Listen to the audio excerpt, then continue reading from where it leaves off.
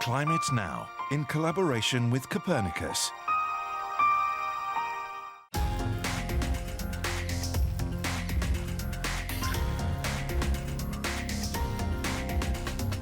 Hello and welcome to Climate Now, here from Marseille in the south of France, and we're about to take a deep dive into the Mediterranean to investigate the long-term effects of marine heat waves.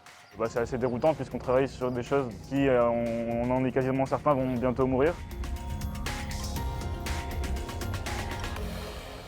Before we head out to sea, let's check the latest data on our warming planet from the Copernicus Climate Change Service.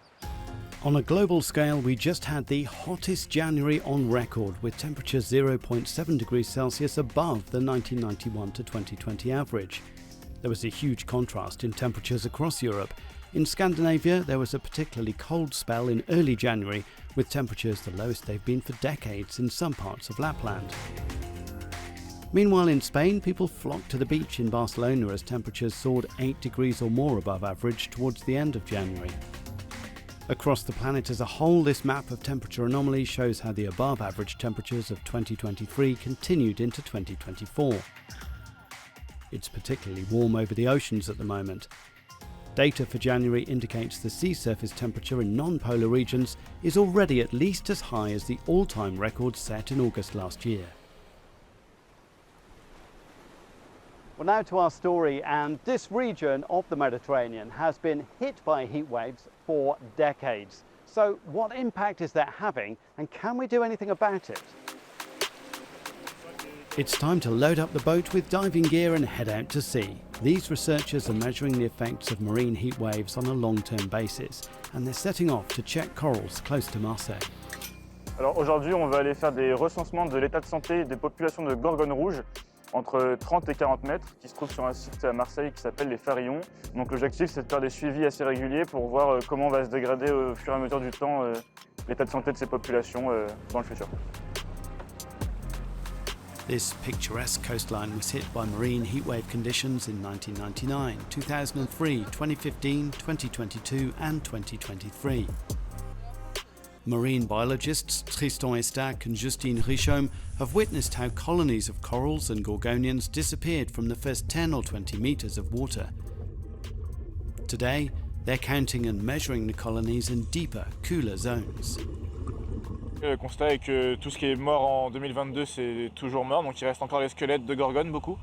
Et quand on arrive vers 35-40, il commence à y avoir une population dense, en bonne santé, comme elle l'était déjà les années d'avant. Donc celle-là, elle n'est pas encore touchée. The video and photos the scientists take offer them a solid base to monitor how marine heatwaves are killing off certain species in the Mediterranean. Justine Richaume picks out 3 photos of the same area near Corsica to illustrate what's happening. Là, on a 3 images qui correspondent à 3 années différentes, donc 2015, 2017 et 2023. Sur l'image la plus vieille, on peut voir des colonies de corail rouge de Méditerranée en parfaite santé. Sur la deuxième image, on observe que les colonies commencent à mourir.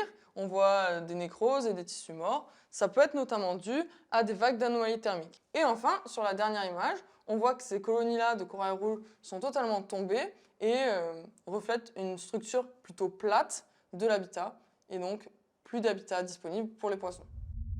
Globally, the number of marine heatwave events has doubled since 1982, and species that can't move, like corals, are some of the worst affected. Scientists say the main thing we can do to help them is to prevent fishing and tourism around vulnerable areas.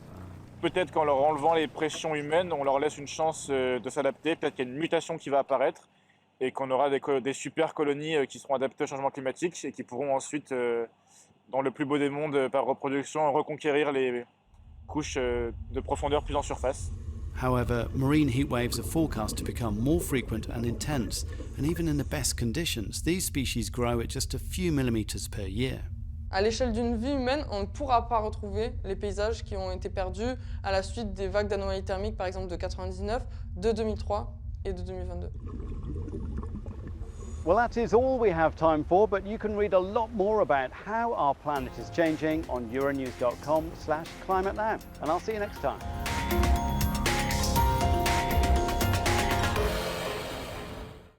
Climate Now, in collaboration with Copernicus.